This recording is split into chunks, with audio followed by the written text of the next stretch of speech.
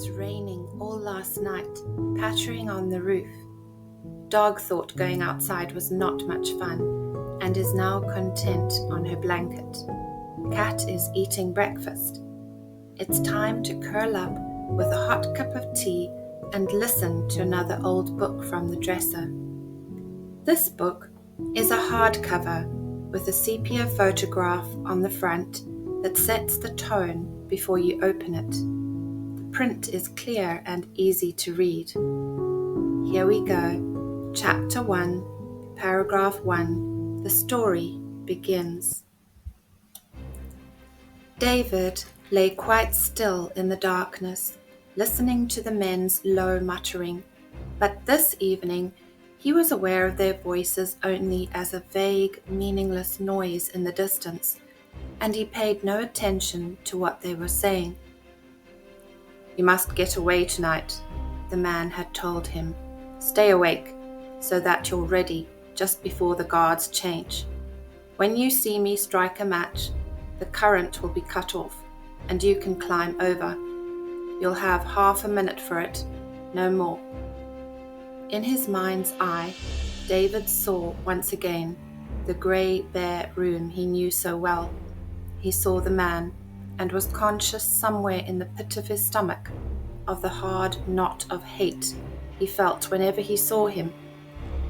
The man's eyes were small, repulsive, light in colour, their expression never changing.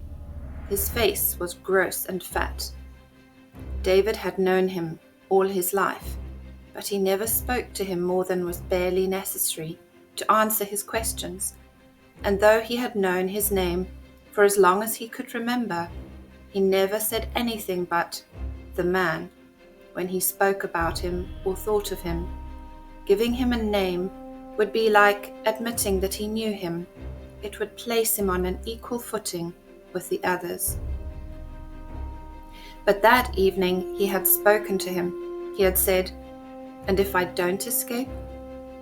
The man had shrugged his shoulders. "That'll be none of my business. I have to leave here tomorrow, and whatever my successor may decide to do about you, I shan't be able to interfere. But you'll soon be a big lad, and there's need in a good many places for those strong enough to work." David knew only too well that those other places would not be any better than the camp where he was. "And if I get away without being caught, what then?" he had asked. "Just by the big tree in the thicket that lies on the road out to the mines, you'll find a bottle of water and a compass.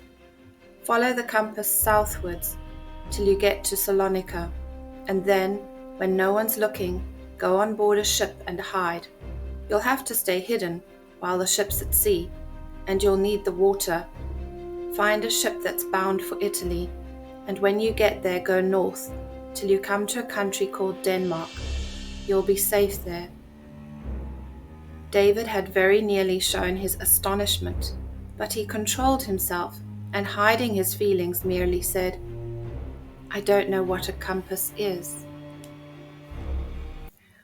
What do you think about the tone of the story? The author, Anne Holm, makes us feel concerned for her main character. How does she achieve this atmosphere of discomfort? The book is called I Am David and was first published in 1963.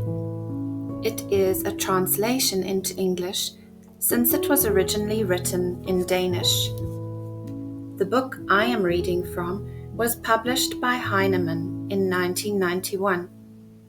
The author was 17 when the last war broke out, which, as she said, shows where violence, terror, and hate lead you.